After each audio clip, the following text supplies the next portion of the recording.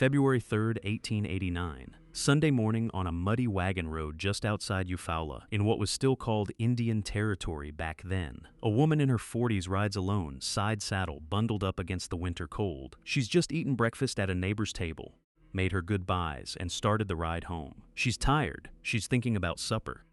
Maybe about the weather. She has no idea that this quiet bend in the road is about to be the last 100 yards of her life. That woman was Belle Starr, the so-called bandit queen of the Old West, the woman dime novels turned into a pistol-packing outlaw riding at the side of Jesse James himself. Today we're going to walk through what the actual record shows, who she really was, how the legend got built almost entirely after she was already in the ground, and exactly how, and maybe by whose hand, her life ended on that road. Let's start where the story actually starts, because it is nothing like the movies. Myra Maybelle Shirley was born February 5, 1848, on a farm near Carthage, Missouri. Her father, John Shirley, wasn't some dirt-poor frontier drifter. He ran a prosperous farm and later a tavern and hotel in town, and the family had money.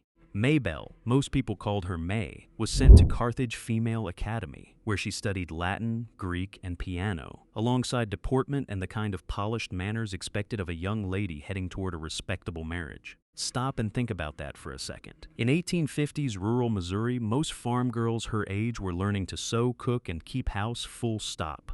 A formal classical education, complete with dead languages and instrumental training, was roughly the equivalent of sending your daughter to an elite private school today. The kind of upbringing aimed at producing a doctor's wife or a banker's wife, not a woman whose name would end up on wanted posters. This was not a girl born into outlawry. She was born into a comfortable, respectable, small-town, middle-class life, and by every account she showed real promise in it. Then the Civil War happened, and it took that life apart. Her father's business collapsed under wartime disruption, and her older brother Bud, riding with pro-Confederate guerrillas, was killed. The family lost their standing and their income almost overnight, and they packed up and moved to Texas to start over. Here's the thing about that move. It's the hinge the entire rest of her story swings on.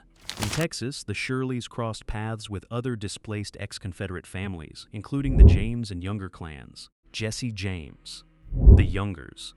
These weren't strangers passing through. They were neighbors, family friends, men who'd fought on the same side and now needed somewhere quiet to lay low. Legant says Belle had a romantic relationship with Cole Younger during this period, and that Younger was the real father of her first daughter, Pearl. Now, historians still argue about this one. There's no solid documentary proof either way, just later claims and family lore, so we'll flag it honestly as disputed rather than pretend it's settled fact, which is exactly the kind of detail the dime novels love to print as gospel. What we do know for certain is that in 1866, Belle married Jim Reed, a childhood friend from back in Missouri. Reed drifted into the same outlaw circles the James and Younger boys ran in, picking up robbery accusations and warrants along the way. That marriage ended in 1874, when Reed was shot dead by one of his own former partners, chasing reward money. Belle was left a widow in her mid-20s with 2 young children, and by most accounts, this is the moment the public persona of Belle Starr actually gets invented. And I do mean invented, deliberately.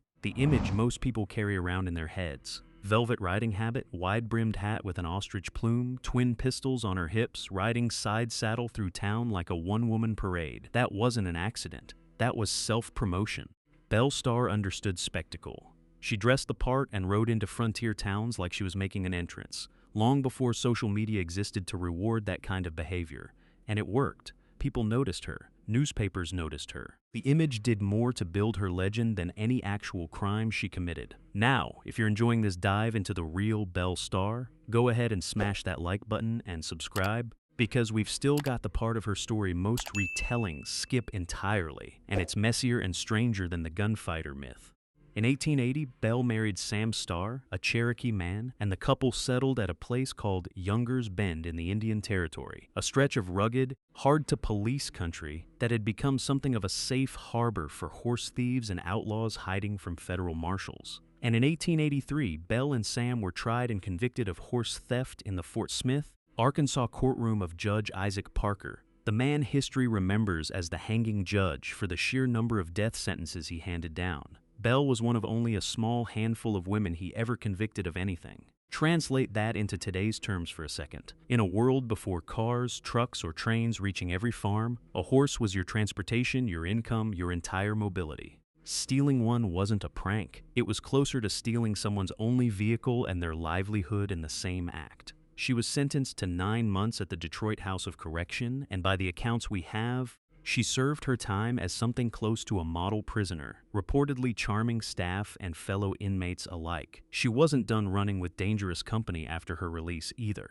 Belle provided character support and legal help for Bluford Blue Duck, a Cherokee man sentenced to hang for murder, a sentence that was ultimately commuted to life in prison, reportedly with her assistance annoying Judge Parker along the way. And in 1886, when her son Ed Reed was arrested for horse theft himself, Belle's connections reached all the way to Washington. Her lawyers appealed to President Grover Cleveland, who overturned the sentence and issued a full pardon. Say what you want about her legal troubles. The woman clearly knew how to work a system. Here's a detail worth sitting with, because it's the kind of ironic contrast that shows up again and again in real frontier history, not just in the movies. Around this same period, Belle rented out part of her land at Younger's Bend to a quiet, unremarkable sharecropper named Edgar J. Watson. By every surviving description, Watson came across as an ordinary tenant farmer, polite, hardworking, forgettable. Nobody in this story looks less like a dangerous man. And yet historians now believe Watson was a fugitive hiding under a false identity, wanted for murder back in Florida, and that decades later he would go on to become one of the most notorious killers in Florida history, eventually gunned down by an armed mob of his own neighbors in 1910. The most ordinary-looking person at Younger's Bend may well have been the most dangerous one in the entire story. Hollywood loves its obvious villains in black hats. Real history is rarely that considerate. That same year, 1886, Sam Starr was killed in a shootout with a longtime family enemy named Frank West. The two men shot each other down in the same exchange. Belle, widowed a second time, soon took up with Jim July Starr, a Creek man about 15 years her junior. And this is where we arrive at the final chapter, because it's Jim July's legal troubles that put Belle back on that road on the morning of February 3rd, 1889. So if you're still with us, and I hope you are, because this next part is the part almost nobody tells accurately. Go ahead and hit that subscribe button now, because we're about to walk through her final morning in more detail than you've probably ever heard it told. Jim July had been summoned to Fort Smith to answer robbery charges, and Belle rode out with him for part of the journey before turning back toward home. On her way back, she stopped at a neighbor's house for a meal.